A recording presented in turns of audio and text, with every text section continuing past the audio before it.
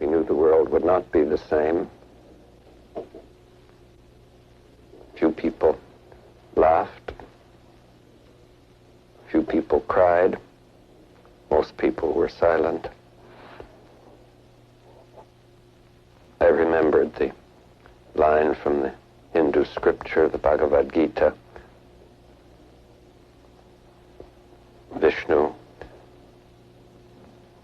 is trying to persuade the prince that he should do his duty, and to impress him takes on his multi-armed form and says, "Now I am become death, the destroyer of worlds." I suppose we all thought that one way or another. All right, so you might want to turn the phone. Sorry, guys, I clicked the wrong one. We just ran with it. So we do want to say prior, under the Fair Use Act, I think it is, another author may make limited use of the original author's work without asking permission, pursuant to 17 U.S. Code 107.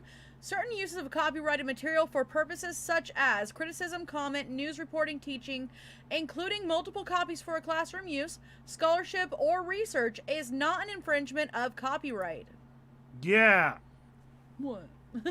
you take that, and well, I invented the copyright back in the day. I did. So I came out, I was like, "That's my soul," and they're like, "No, it's my soul." And I was like, "Dude, I copyrighted that soul for fair use and stuff." I did. I swear to God, I did. Well, so the other part that we do want to put up here is warning: the related content may be disturbing to some individuals. Can we put up the other warning? Okay, fine. This video contains super awesome content, not suitable for people who don't enjoy super awesomeness. Viewer discretion is advised. Hi guys, what's up? Hey Cosmo, how are you doing? So we're gonna get into some brutal stuff. Hey Nat. Hey Natalie! Hey Maud. Who's Maud? I don't know. Who is Maud? Hey Ange. Hi Ange. Mikey, what's up? Mikey. All right. Hey, real fast, Mikey, can you redo that ad? But can you do it in Spanish? It's so cool. We're Akam and me were talking about that the other day. Like, just do it in your Spanish accent. Oh, Mikey was the mod. Oh, Mikey's mod. Okay. Super awesomeness. All right. Hi, Connor. Look who down at the bottom. Connor Hockenberry's here. Oh, hey, Connor. Connor's saying hi. Hi, Scarlett. Oh. Okay. Anyway, so today we are going to play a few videos. Well, just one. Hi, Connor. By the way, I didn't say hi. Yeah, Frank and Liz they're not here anymore. Yeah, it's a Ka and Hexus here. So, what?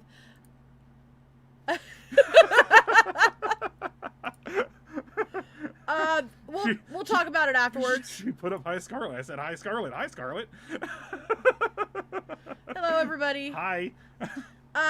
So what we are going to do here is we're going to touch a little bit on Ruby Ridge, which we will get into deeper at a later date. We are also going to be talking, obviously, about the Waco siege. And let's get started. We are going to play a video from the Smithsonian. It's a little 3-minute video. And it kind of details basically what we've gone over, but it shows some of what happened during the siege. So here we go. We're going to go into Ruby Ridge for one reason only. Because it tipped them off to what was coming. At the time, the ATF was very, very gung-ho to go after groups, especially individualists and stuff like that, who lived out in the woods and were off the grid. Especially at this time, they were really cracking down on guns and stuff like that in the early 90s. So. All right, so Ruby Ridge was the site of an 11-day siege in 1992. in Boundary County, Idaho, near Naples. It began on August 21st when deputies of the United States Marshal Service initiated action to apprehend and arrest Randy Weaver under a bench warrant after his failure to appear on arms charges. Given 3 conflicting dates, I said that really weird. Conflicting Yes, conflicting dates. no, it's always going to be conflicting dates. From His now on. court appearance and suspecting a conspiracy against him, Weaver refused to surrender, and members of his immediate family and family friend Kevin Harris resisted as well. The hostage rescue team of the Federal Bureau of Investigation became involved in the siege as it developed. During the USMS recon of the Weaver property. They use Marines to recon it? No, Marshall, not USMC. I'm sorry, I'm thinking. USMS. Recon of the Weaver property. 6 U.S. Marshals encountered Harris and Weaver's 14-year-old son, Sammy, in woods near the family cabin. A shootout happened. Deputy U.S. Marshal William Francis Deegan, Sammy Weaver, and the Weaver's dog, Stryker, all died as a result. This guy, they were a piece of work themselves. We'll say that and get that out of the way. But we're not defending them. We're not defending anything Ruby Ridge or anything like that. We're just telling you what led up to this. This guy right here, a sniper took out his son right in front of him. Yeah. Like, right in front of him. An ATF sniper. Yeah, a siege on a freaking family. Awful what they did. It was. You know, they had their own views and all sorts of stuff, but they really weren't doing anything wrong. They were just holed up in the mountains. Connor has Twinkies, by the way. Oh, cool. I like Twinkies, too. The video of the siege is brutal. I saw it on... Yeah. Yeah. I was going between 2 different videos. One of them is a 15-minute video and another one's a 3-minute video. We're going to show the 3-minute video from the Smithsonian. Yeah. The other one's from the Times, but if you guys do get the opportunity, there is an hour and 22-minute, something like that, video of one of the survivors talking. Well, there's a ton of documentaries and all sorts of stuff on Waco, and there's documentaries that take the viewpoint of the media and the government, and basically, you know, damn the Branch Davidians, and basically they caused all this. What really happened was not that. There's a good one to watch, actually. Thank you, Angie. A good one to watch on Waco is, from what I've been hearing, I've only watched a couple episodes of it, is the Paramount. It was the Waco show? The show that was like, 8 episodes long? It was on Netflix for a while, but then Paramount got their own streaming service. Now it's on Paramount because it's owned by Paramount. So, let me get back to where we were on here. So, yeah, they killed his son and his dog in front of him. Yeah. I'd do the same damn thing. I'm sorry. I would hold my ground at that point. These were survivalists. They weren't going to give up. No. They weren't. I'm sorry. You're up in the mountains minding your own, doing your own thing, and all of a sudden, the ATF basically has a hard-on for you. That's what's going on here. That's what happened in the early 90s. In 1992, you have to understand, the government pretty much went to one political party. That political party wanted to bring in gun control, and that's when we got the assault weapons ban. Then in '93, they started cracking down on people. They started really coming after them, especially these groups right here, and it wasn't right in any way, shape, or form, because, again, the Branch Davidians were not doing anything illegal other than they modified a gun with a bump stock, but all that was going to levy against them was a couple $100 fine, and that was it. Sorry, go ahead. You're jumping way ahead. Cart ahead of the horse, baby. I never understood. Natalie says, I never understood what the hell they needed to give up. They weren't doing anything. No. Basically, their rights. Ruby Ridge. Yeah. No. I mean, it was just the whole, they don't like people going off the grid type thing, I think. It's in the 90s and stuff like that, was that cutoff where people could literally just leave and just do their own thing. Now it's much harder to go off the grid. It really is. Yeah. It really is. There's always some paper trail. There's always some way to find you and everything like that. But back then, I mean, during Kemper's when he was. When you were what? No, when he was during what? when Kemper was I was listening to another podcast on Kemper today, and when it wasn't unheard of in people in the 70s and 80s just to go hitchhiking and be gone for weeks on end, because that's what they did. Yeah. People were more willing to go off the grid easily back then because it was so much easier. Hi, Mike. Yeah, it was a mass distraction. You're right. Yeah. Hey, Mike. How are you? Thank you for joining us, guys. Please share out the feed. For some reason, the notifications aren't really going out like they should. So go ahead and share out that feed, please. All right, so let's continue here. So, I'm sorry. Also, in the subsequent siege of the Weaver residence led by the FBI, Weaver's wife was killed by a sniper fire. Mm-hmm. All casualties occurred in the first 2 days of the operation, which was an 11-day siege. The siege and standoff were ultimately resolved by civilian negotiators. Harris surrendered and was arrested on August 30th, while Weaver and his 3 daughters surrendered the next day. Weaver and Harris were subsequently arraigned on a variety of federal criminal charges, including first-degree murder for the death of Deegan, the marshal. Harris was acquitted of all charges, and Weaver was acquitted of all charges except for the original bail condition violation for the firearms and for having missed his original court date, which is bullshit because he was given multiple court dates. Right there, the fact that they were acquitted of everything. Yeah. With the exception of the original charge, because that was the one thing they could stick to them. They did nothing wrong, and the FBI ATF just went in there, botched it all up just to get at them. So, it was a huge thing to drop off the grid in the 60s and 70s. Hey, Kisa! Hi, Kisa! And, yeah, Natalie says she was also holding her baby when she was shot. Mm-hmm. Yeah. So this isn't just like, hey, we're coming in here because we're doing our job. This is a hard-on for taking away guns. Yes. So, he was fined $10,000 and sentenced to 18 months in prison, credited with time served plus an additional 3 months, and released after 16 months. That doesn't add up. I don't know. I don't do math right now.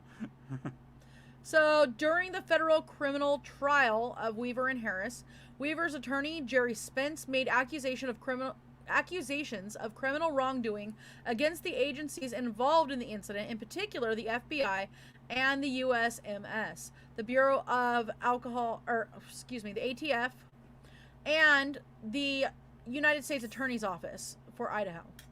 At the trial's end, the Department of Justice Office of Professional Responsibility formed the Ruby Ridge Task Force to investigate Spence's charges. A redacted HTML version of the Ruby Red Task Force report, publicly released by Lexis Counsel Contact, raised questions about all the parties or the participating agencies' conduct and policies. The Justice Department later posed a more complete PDF version of the report. Both the Weaver family and Harris brought civil suits against the federal government over the firefight and the siege. The Weavers won a combined out-of-court settlement in August of 1995 of $3.1 million. After numerous appeals, Harris was awarded $380,000 in September of 2000. If you guys want to understand if you want to find out, if a verdict or anything like that was wrong, so let's go to OJ for example. Okay, OJ beat the system. Well, no, he didn't. Actually, there's a whole. I probably would have voted, or I probably would have said he was not guilty either, because it was the DA's job to prove guilt, and they botched it all up by. Oh yeah, they totally by everything they did. But OJ was proven not guilty, right? But over in the civil trial, though, he was proven guilty of everything. And that's why he moved off to Florida. This right here, the Weavers won the civil trial. Yeah. Millions. Proving that they did nothing wrong. Natalie says this was a vendetta. Oh, yeah. Yeah. Keisa says a slap on the wrist to the agencies. Oh, we're going to get into a slap on the wrist here because it wasn't right what they...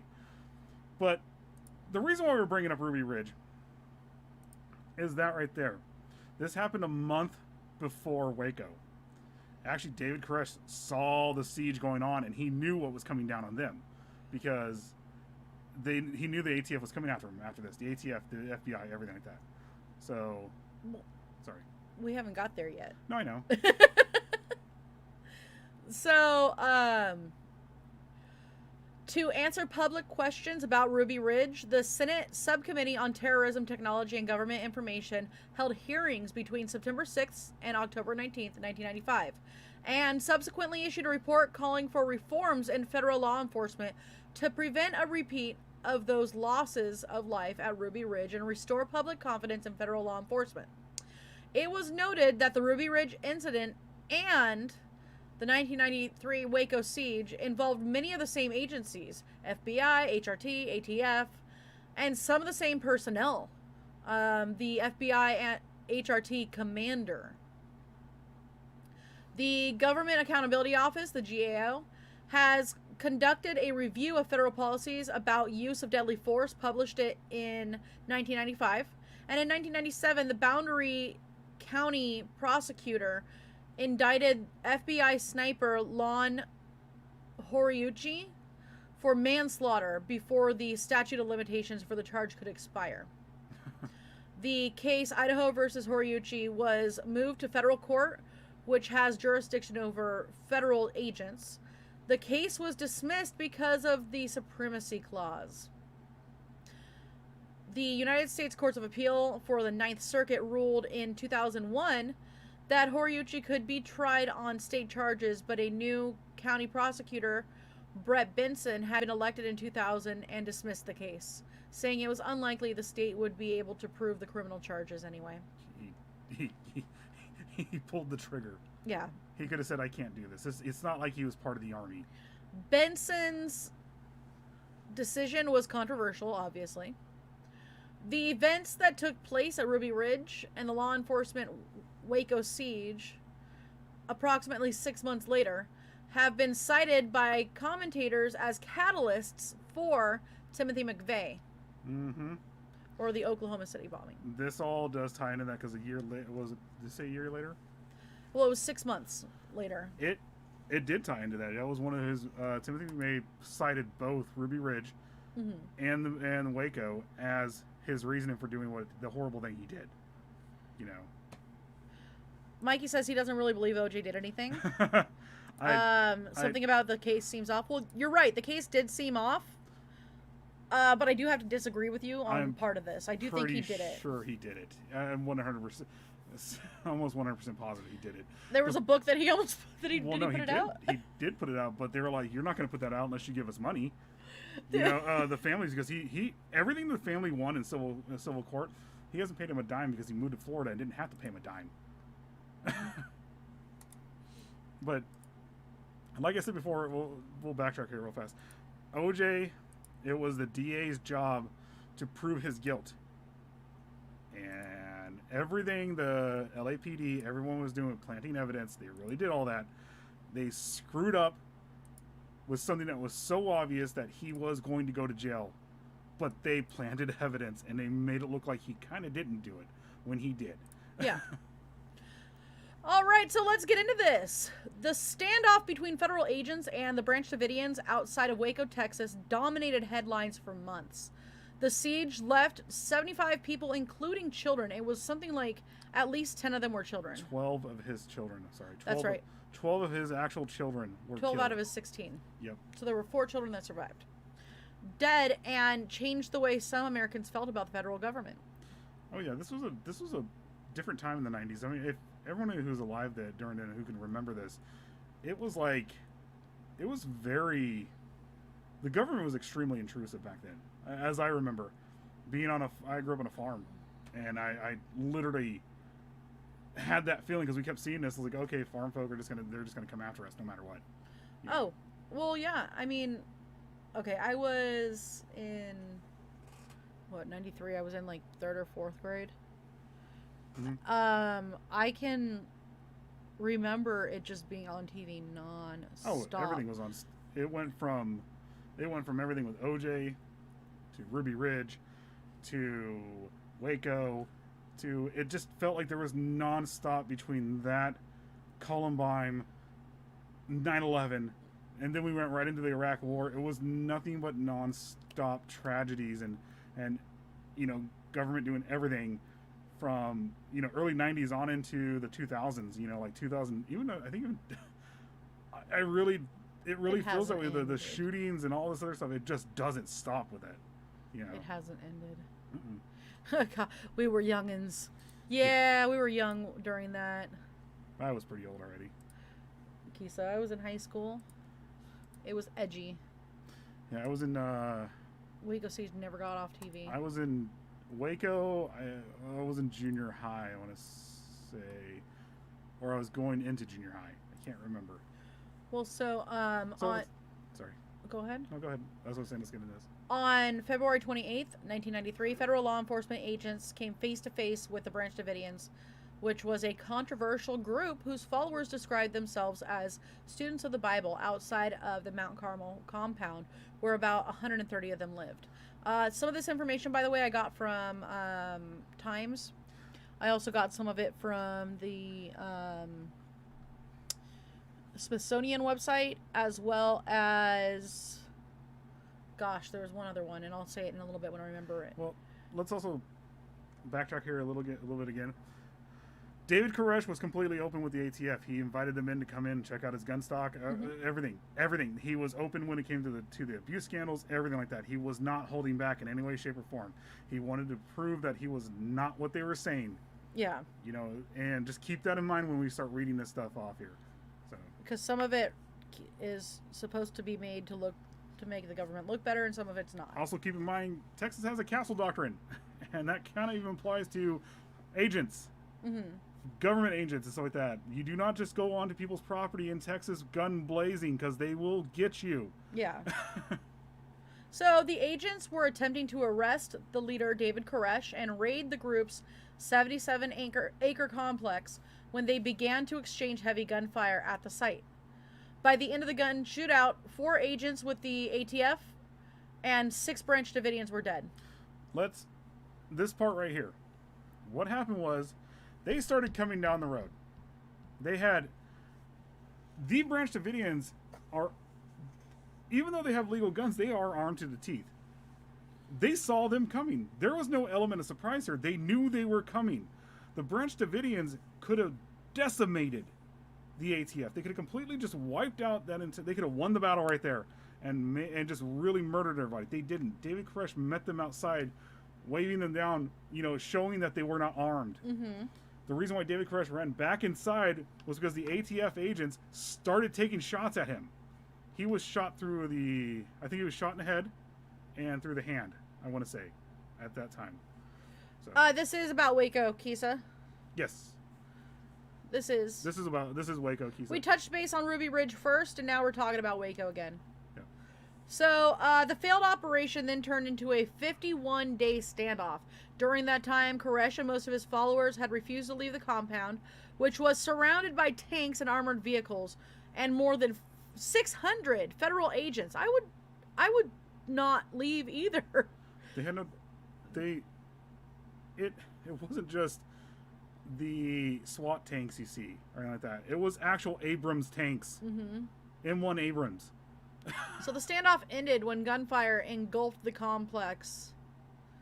Or when gunfire caused a fire that engulfed the complex. On April 19th, 1993. Only 9 people inside survived. Critics called this a massacre. Well, what they used to cause the... Well, we're going to get into all this.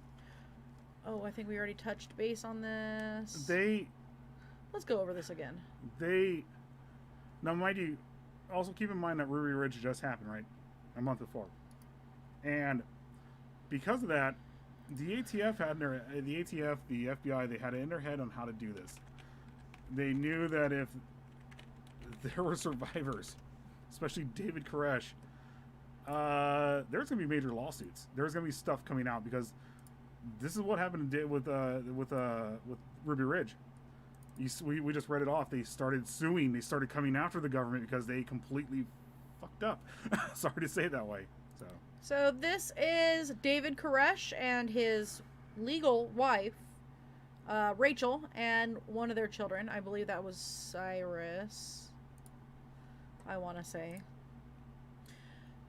So let's just touch base on who he was again. David Koresh was born Vernon Wayne Howell.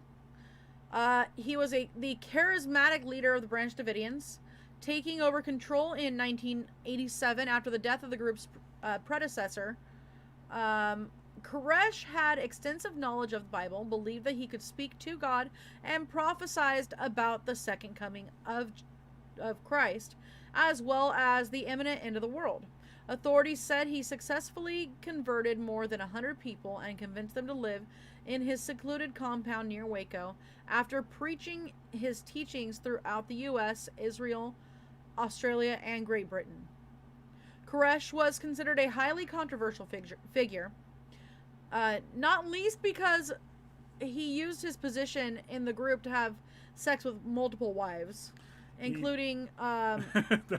That's where he got culty.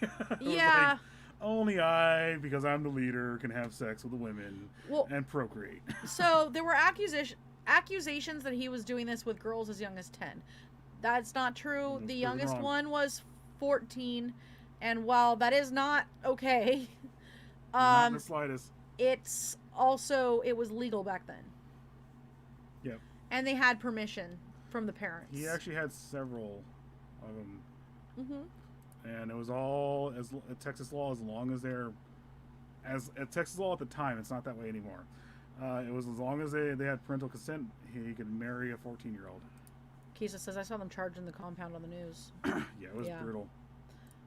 Natalie says it was nuts. I remember. It was a fish shoot. Well, we'll get into it later. We'll get into it in a minute here. There's a. Of course, he looks like a hippie. He was a hippie. He was. He was a rockin' dude, man. So what started the Waco standoff? Authorities had evidence to suggest that mind you, I got this from the Times. They did not actually have the evidence.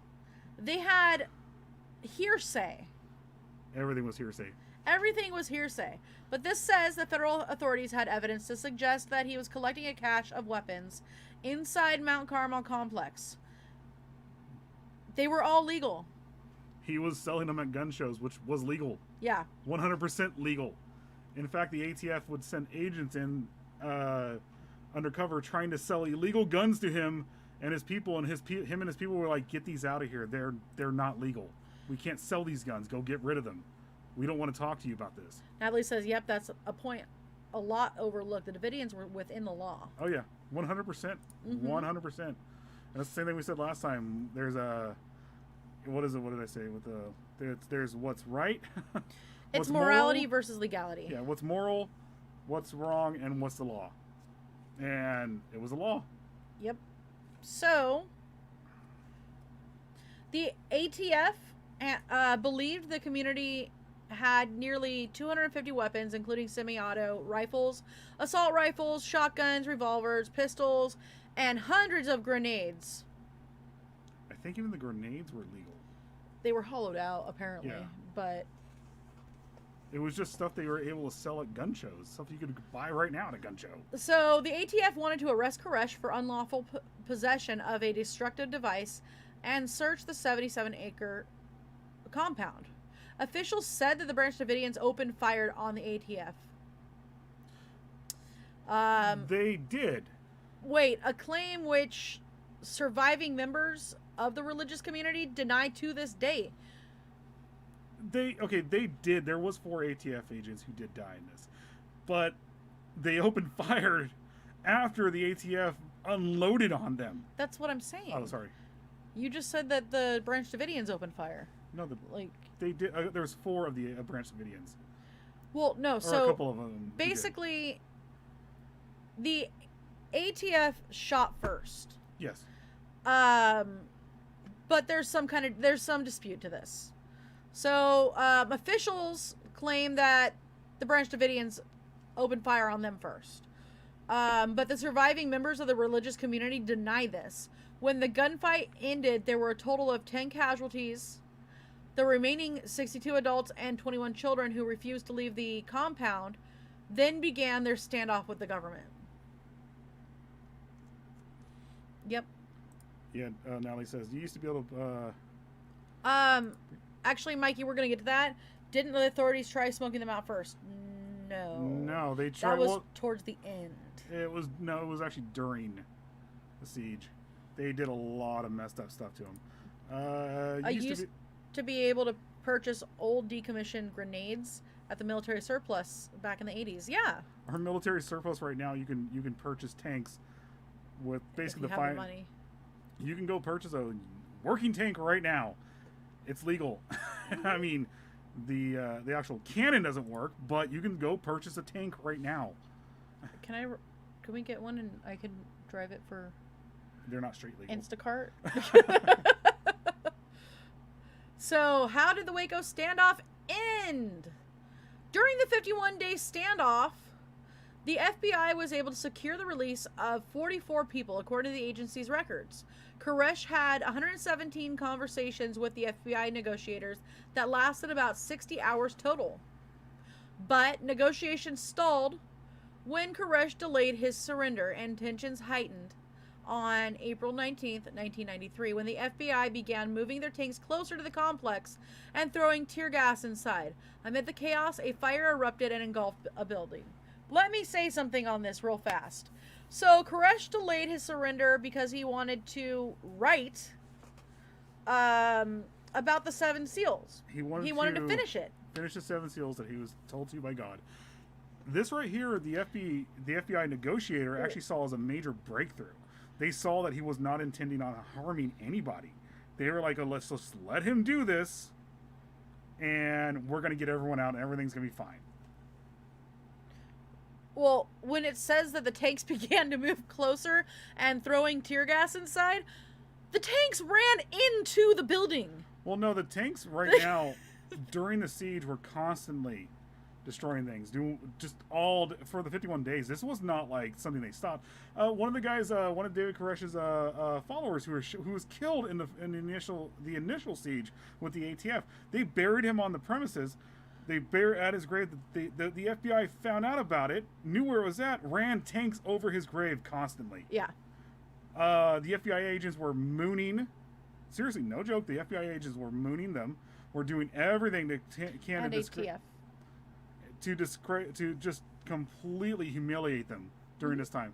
They sent milk in to help out with the kids and stuff like that.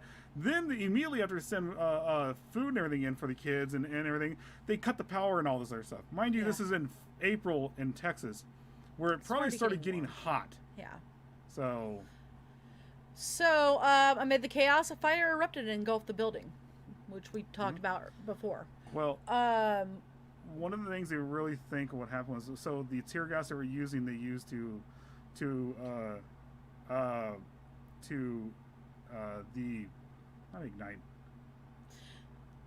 engage the tear gas to make it actually work. They were using, it was paint thinner. Well, okay, so originally, I was going to wait on that part, but originally they had written a report stating, we don't know what happened. The tear gas that we threw in there was non-combustible. Well, years down the line, 2001, a new report came out that said, yeah, actually, it was very combustible. The tear gas, they were using paint thinner to cut the tear gas with to get it to blow up.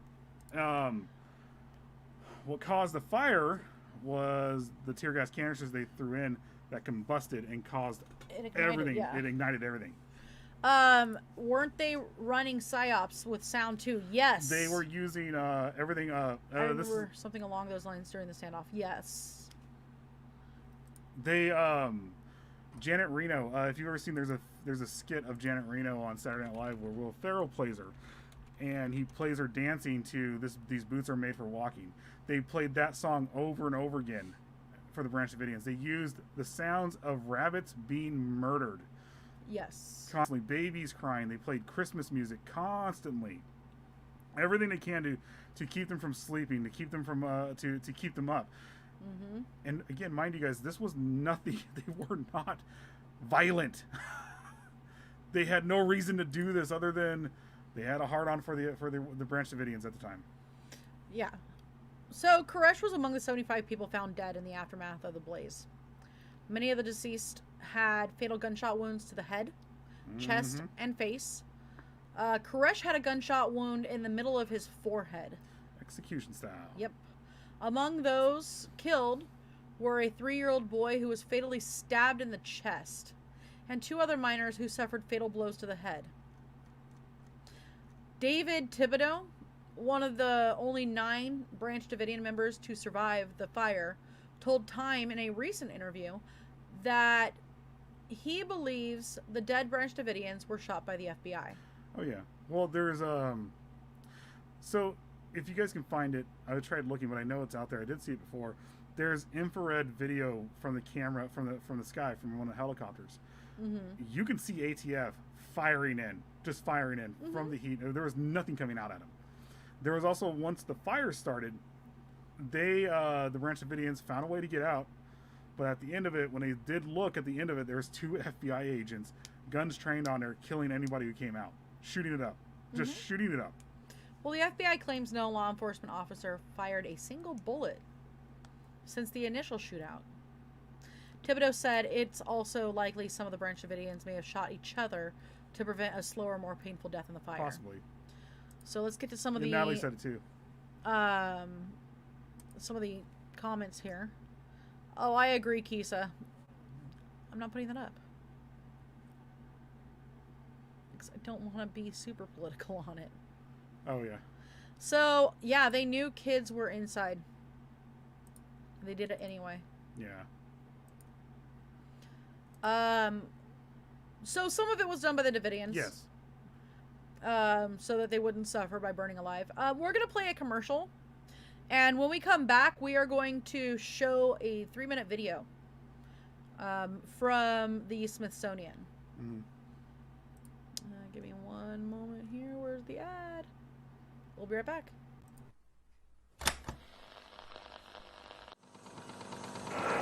This is Mikey from Out of the Ordinary, and you're watching PBDC TV.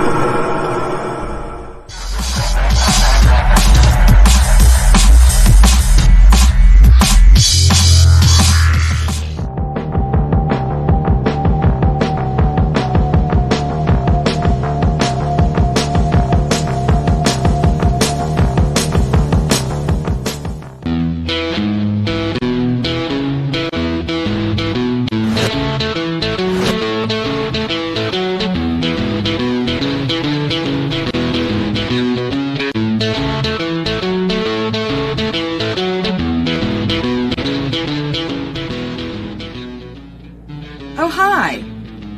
First thing in the morning, when I'm listening to music and getting a little bit of time for some creepy research, I'm always representing with my PBDC merch.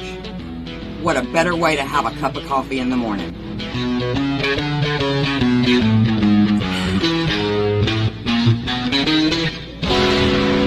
Don't forget to check out our other cool merch at rootsbleedred.com. That's rootsbleedred.com.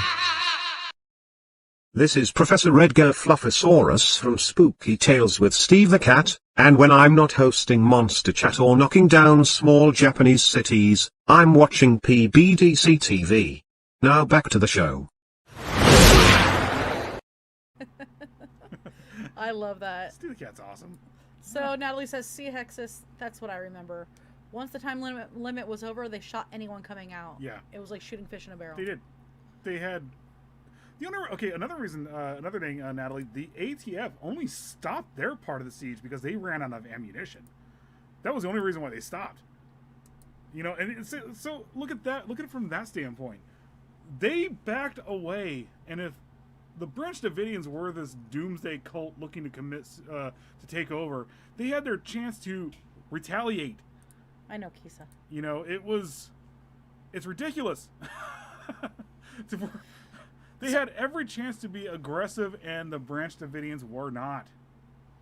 So, here we go. We are going to play a video. I would like to bring up just one more time here. Under the fair use, another author may make limited use of the original author's work without asking permission. Pursuant to 17 U.S. Code 107, certain uses of copyrighted material for purposes such as criticism, comment, news reporting, teaching, including multiple copies for classroom use, scholarship, or research, is not an infringement of copyright. Here we go. If you fly low over North Texas today, it's easy to pass right over the site of one of the most horrific events in recent American history. A 51-day siege by U.S. law enforcement, with deadly gun battles, terror from the air, and a raging inferno that left more than 75 people dead, including many women and children. This is what the site of the infamous Waco siege looks like now. These ducks are swimming in what was once the basement of a sprawling compound ruled over by a man named David Koresh, who called himself the Messiah. His followers, a breakaway group of Adventist Christians known as the Branch Davidians. We'd like to make a note here.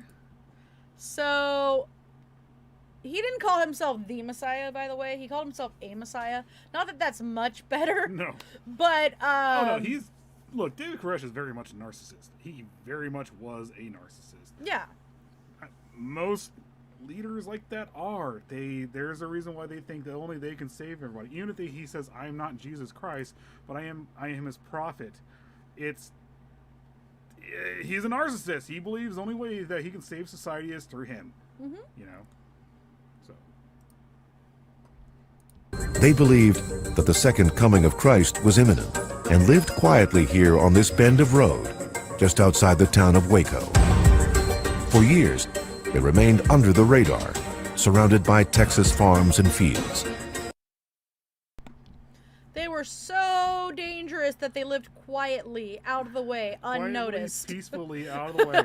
So dangerous. And got along with their neighbors.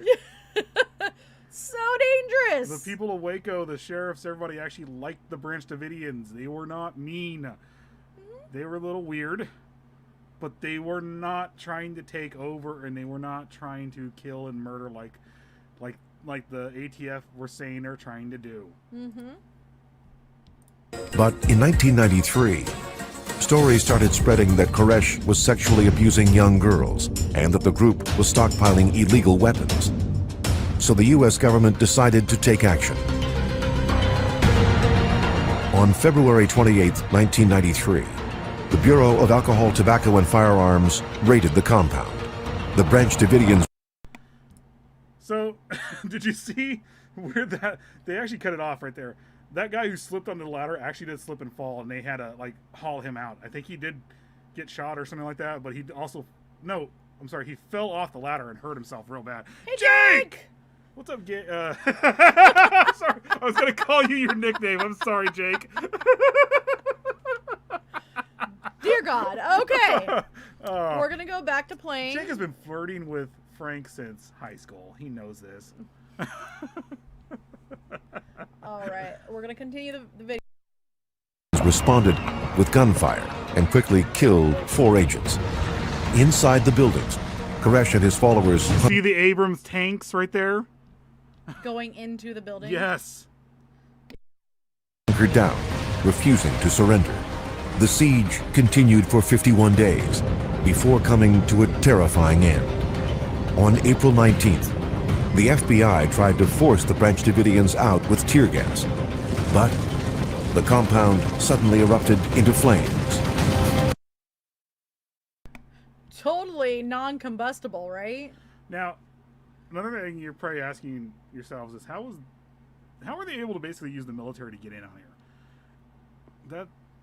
The clause they're able to use is drugs. Now, what they're referring to is when they had a meth lab in the compound. That was before George Roden, though. And David Koresh kicked out the meth dealers and had the local sheriffs come in and dismantle the meth lab. And the FBI, the reason why the FBI was able to come in was because they used that as an excuse to come in.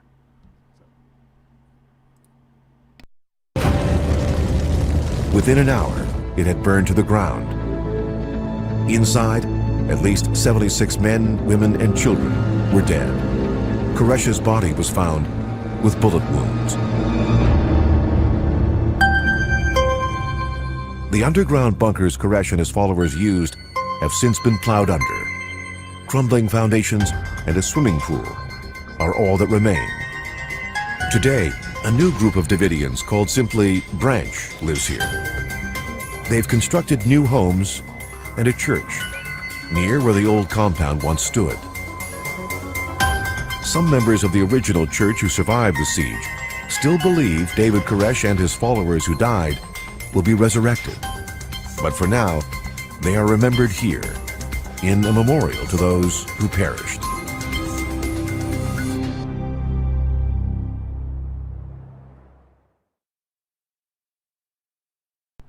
All right, so let's get back over here. So, just so you know, too, you guys can actually go visit the Branch Davidian compound today. Mm-hmm. They only ask that you, when you come on there, that $5. $5 donation, just to keep the grounds up. It's $5 to get in. They ask that you try to park outside so you don't disturb any of the dirt or anything like that. Be respectful, pick up after yourself, and you can easily go in there, no problem. They don't mind. So, everyone says hi to Jake. What's up? I like what Jake said right there. What? Do it, hoes? No. Go down lower. Well, I'm not there yet. Oh. So, if I remember, Natalie says, if I remember correctly, this is the point they started shooting when people were trying to leave. Yes. Also, too... ATF, you think this tear gas will burn? Pretty much. Good job, guys. That's not an invasion that anyone was considering the safety of anyone inside. No. Yeah. There were children inside, and they were using tanks to bash in walls. Some of the children had contusions that caused their death from bricks and everything falling on their head. Mm-hmm. Yeah. Natalie says, I wonder if the place is super haunted. Right? Probably. But when you look at this... I forgot what I was going to say. I'm sorry. So let's touch base on who started the fire. The fire erupted from 3 separate locations inside the compound. Who caused the fire has remained a point of contention, although an independent arson investigation concluded the fire was started from within the building. Okay. Yeah. I mean, that makes sense considering the tear gas was in the building. They're not gonna outrightly say the FBI did it, because if they did that, then the FBI is at fault for everything here. Well, then somebody suicides somebody, and then Yeah. So, the FBI claims the people inside the complex deliberately started the flames, while the Branch Davidians argue that the FBI was behind the blaze. I'm sorry. If the Branch Davidians were going to kill themselves, they would have did it at the start of the 51-day siege and said, "This is it. We're going to have it." Yeah, exactly. Yeah, they... So, Mikey says they acted like they were tied to terrorists. Yeah. Well, they were considering them a terrorist group because of the idea of firearms and stuff that they legally owned. Mm-hmm. If it was 3 different spots, that's a tactical move. Yeah, exactly, Natalie. Not accidental. The FBI knew what was going to happen. They saw what happened with Ruby Ridge. They're like, okay, we know what we're going to do here. We're going to get a bunch of money, or like, we're not going to give them any money, so they need to all die. We're not going to let them... Yeah. Basically, yeah. So, the FBI claims that the people in the complex deliberately started the flames. Branch Davidians argued that the FBI was behind the blaze. Thibodeau said he firmly believes nobody inside the complex would have started the flames. In a lengthy report relaying the Waco events, the Justice Department said that the 51-day standoff at the Branch Davidian compound was unprecedented in the annals of American law enforcement. Never before have so many heavily armed and totally committed individuals barricaded themselves in a fortified compound in a direct challenge to lawful federal warrants. The warrant wasn't even lawful. Yeah. The warrant stipulated that it has to be. They had to have the element of surprise. The minute they didn't have the element of surprise to present the warrant to them, then it was over with. Yeah. David Koresh knew. They saw them coming. They saw them coming down the road. There was no There was no element of surprise in any way, shape, or form. Yeah. And the warrant was actually made out over an affidavit that literally made no sense. Yeah, absolutely. So being that it was a high-profile event, it was on national media outlets non-stop, especially while it was unfolding during the 7 weeks. And then, I mean, look at it. We're talking about it now. They were doing it real time, and the fact that the media was doing it real time because they wanted money, they you know, I'm sorry, the weather doesn't get people to watch TV. Murder and death does, you know, and they know this, and it was happening in real time, and they were showing the events happening in real time. And because of that, I'll say this: that's where the FBI and everything also was pressured into doing a lot of things because people wanted it taken care of, because they made the Branch Davidians out to be complete loons and the bad guys. Kisa, they wanted the guns, but they wanted to send a message to people. Mm-hmm. You know, they wanted to send a message to people to living off the grid is not a good thing. Yeah. So, Times' Nancy Gibbs wrote at the time, "The sun didn't blacken, nor the moon turn red, but the world did come to an end, just as their prophet had promised." Yeah. Take that however you want. Do you want to talk about this part? What is this part? So, this is... Koresh himself had been seriously injured by a gunshot. Okay. Yeah. So I have a little bit more here that I can kind of talk about here. So again, we know that the siege began on February 28, 1993, when the ATF raided Mount Carmel. The ensuing gun battle resulted in the deaths of 4 ATF agents and 6 Branch Davidians. Shortly after the initial raid, the FBI hostage rescue team took command of the federal operation because the FBI has jurisdiction over incidents involving the deaths of federal agents. The negotiating team established contact with Koresh inside the compound, communicating over the next 51 days, including phone call exchange with various FBI negotiators. Well, there was even the tape they asked him to film the children to make sure everything's okay in there, and then they... Mm-hmm. Even that was like, oh crap, we're not going to win this if we put that. They didn't release that tape to the media. They didn't. No, they didn't. Because it showed that they were actually doing well. They were doing what they were asked. Absolutely. So, Koresh himself had been seriously injured by a gunshot. As the standoff continued, his closest male associates and he negotiated delays so that he could possibly write religious documents, which he said he needed to complete before his surrender.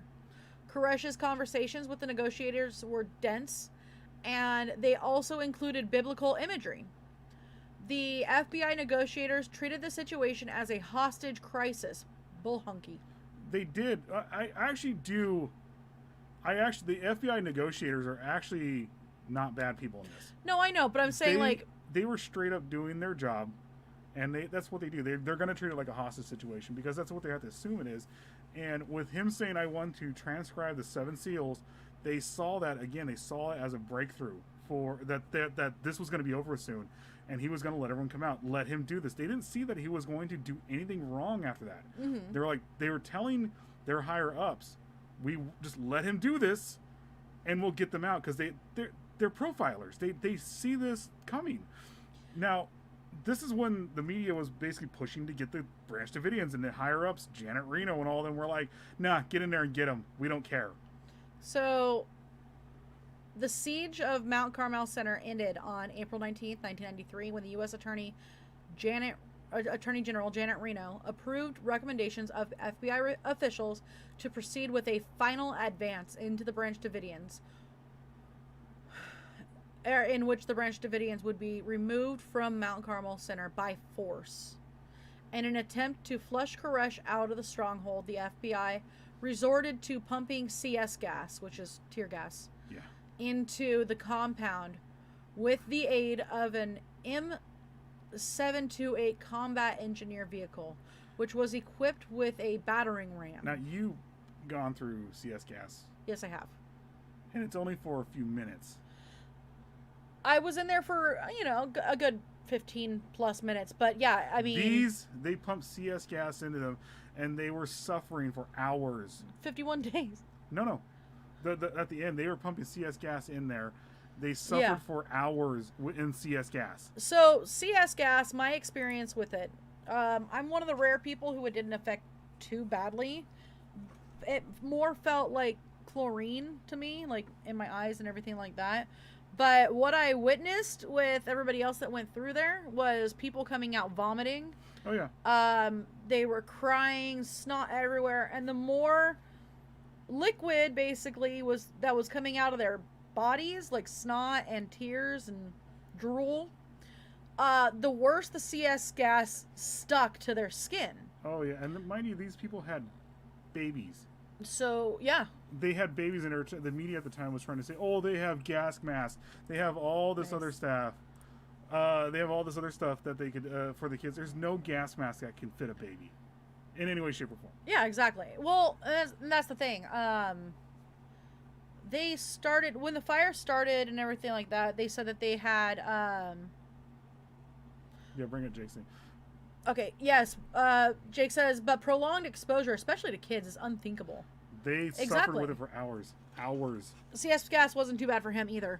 But I couldn't imagine, like, we weren't in there very long, Jake. No. And people were coming out vomiting. They were only going to have you guys in there long enough so you can feel the effects. And that's that. You get out, you do your little flap thing and get it out of your clothes. But these people suffered in CS gas for hours and hours and hours. Sorry, I was thinking back to them making me do push-ups in it. Oh. And then they made me say the Soldier's Creed, and then they got mad that I was able to say it in there. So yeah, honestly, CS gas, the more you're sweating, the more it's sticking to you. Skin irritant, it's everything. The more you're drooling and snotting and eyes watering, the more it's sticking to you. Mm-hmm. You can't get it off. If you go to rinse it off, it's going to stick to you more. It's not okay to be around children, especially infants. And they should not have been doing this. It can cause neurological issues for some too. Yeah, prolonged exposure like they had. Absolutely. So, In the course of the advance, the Mount Carmel Center caught fire under circumstances that are still disputed. Barricaded inside the building were 79 Branch Davidians that perished in the ensuing blaze. 21 of these victims were children under the age of 16. 12 of those children were David Koresh's children, again. Yes. According to the FBI, Steve Schneider, Koresh's right-hand man, who probably realized he was dealing with a fraud, shot and killed Koresh, then committed suicide with the same gun. Now that was literally quotations from Steve Schneider. Or excuse me, from the FBI, not Steve Schneider. From the FBI. No, they were burning to death. Yeah. They were on fire. I've seen videos of people jumping out of buildings. 9/11. I wasn't going to do 9/11, but No, yeah, the 9/11. people coming out of the towers, they'd rather just splat than burning to death is burn to horrible. Absolutely horrible. So people just want to get it over with fast. I mean, talking about 9/11, I remember watching two people grab hands and jump out together. There's another one. There's a beautiful suicide. The lady who was Yeah. perfectly on a car. Yeah. There's also another beautiful suicide of a guy jumping that they caught perfectly. Yeah, And I've seen it's it. brutal. It's absolutely brutal. So. Yeah. So Jake says, but like, why the fuck wouldn't they have sent the kids out earlier? Not that they should have died in the end, but why keep them in that situation? It's not that they didn't try. They were in fear. Yeah. The FBI, the ATF immediately came in guns blazing. They didn't know what was going to happen. They were completely in fear of their children's lives. They did not know what was going to happen. That's why they kept them in there. Kisa, 9/11, I have a cousin that survived, thankfully. Wow. But yeah, that too. I'm answering that question from my perspective, Jake. But I don't know. I'm more than likely I'm thinking that's what happened. They were in fear of their kids' lives, because again, the ATF, the FBI, all of them opened fire first. So now here's a second account that has a totally different story, by the way, of Koresh's death. Mm-hmm. Koresh, then 33, died of a gunshot wound to the head during the course of the fire. No one knows who killed him or if he killed himself. The medical examiner reported 20 people, including 5 children under the age of 14, had been shot, and a 3-year-old had been stabbed in the chest. Well, here's the thing. Koresh already had a gunshot wound in the head starting this out. He got shot in the head and shot in the hand when the ATF initially opened fire on him. Yeah. So yeah, basically nobody really has said who killed Koresh. On the first day of the siege, David Koresh was out for hours and hours, and they thought he was dead. They thought he was dying. He thought he was dying. But then all of a sudden he started coming to more and more. Mm-hmm. So on February 28th, 1993, at 4:20 a.m., the ATF attempted to execute a search warrant relating to the alleged sexual abuse charges and illegal weapons violations. The ATF attempted to breach the compound for approximately 2 hours until their ammunition ran low. 4 ATF agents, Steve Willis, Robert Williams, Todd McKeehan, and Conway Charles LeBleu, were killed in the 9:45 a.m. raid where Weston Blake, British, Peter Gent, Australian, Peter Hipsman, Peter Jones, and J. Dean Wendell were killed by... Excuse me. The Branch Davidians... Okay, we're all killed. Those were Branch Davidian names, Yeah. by the way. My notes are a little bit odd right here. And then 2 more were killed by the Branch Davidians. There, in the initial gun battle with the ATF, a few of the Branch Davidians did return fire, and they did kill a couple of them. That's actual fact. Those 4 ATF agents were killed by the Branch Davidians, mind you, after the ATF unloaded hell on them. That's what happened right there. Bring up Jake's real fast. That's what I was trying to do. Obviously, the negotiators were trying to get the kids and non-combatives out. That's almost their entire job. Correct. Well, the vast majority of them, all of them, even David Koresh, was non-combative. Yeah. He wasn't trying to fight. Natalie said, or they were doing a self-prophesizing outcome. That is true, too. Without that prophecy, maybe they would have given up. Either way, the siege was unlawful. Absolutely. They did have a prophecy stating that a corrupt government would come in and try to take them out. They weren't wrong. So, In the Robert Stack's voice, if you have any information on the death of David Koresh, contact Unsolved Mysteries. So, let me get back over to where I was. Almost 6 hours after the ceasefire, Michael Schroeder was shot dead by ATF agents who alleged he fired a pistol at agents as he attempted to re-enter the compound with Woodrow Kendrick and Norman Allison. His wife said he was merely returning from work and had not participated in the day's earlier altercation. Schroeder had been shot once in the eye, once in the heart, and 5 times in the back. Yeah, they're returning fire, right? Mind you, too, the ATF, or the I think the FBI, too, they had a helicopter flying around them at all times. They had a sniper in the helicopter. Yep. So after the raid, ATF agents established contact with Koresh and others inside of the compound. The FBI took command after the deaths of federal agents and managed to facilitate the release of 19 children without their parents. Relatively early into the negotiations, the children were then interviewed by the FBI and the Texas Rangers. Allegedly, the children had been physically and sexually abused long before the raid, though no evidence of abuse was ever produced. Exactly. On April 19th, 1993, the FBI moved for a final siege of the compound using large weaponry such as .50 caliber rifles and armored combat engineering vehicles to combat the heavily armed Branch Davidians. They're not telling what they really used. You can see it. They used Abrams tanks. Oh yeah, no, this Abrams. This is actually a report I found, by the way. I know there's that I'm reading. Combat engineering vehicles. It was Abrams tanks to combat the heavily armed Branch Davidians. The FBI attempted to use tear gas to flush out the Branch Davidians. Officially, FBI agents were only permitted to return in any incoming fire, not to actively assault the Branch Davidians. When several Branch Davidians opened fire, the FBI's response was to increase the amount of tear gas being used. Around noon, 3 fires broke out simultaneously in different parts of the building. The government maintains that the fires were deliberately started by the Branch Davidians. Some Branch Davidian survivors maintain that the fires were started either accidentally or deliberately by the assault. Of the 85 Branch Davidians in the compound when this final siege began, 76 died on April 19th in various ways, from falling rubble to suffocating effects of the fire, or by gunshot from fellow Branch Davidians. The siege lasted 51 days. In all, 4 ATF agents were killed, 16 were wounded, and 6 Branch Davidians died in the initial raid on the 28th of February.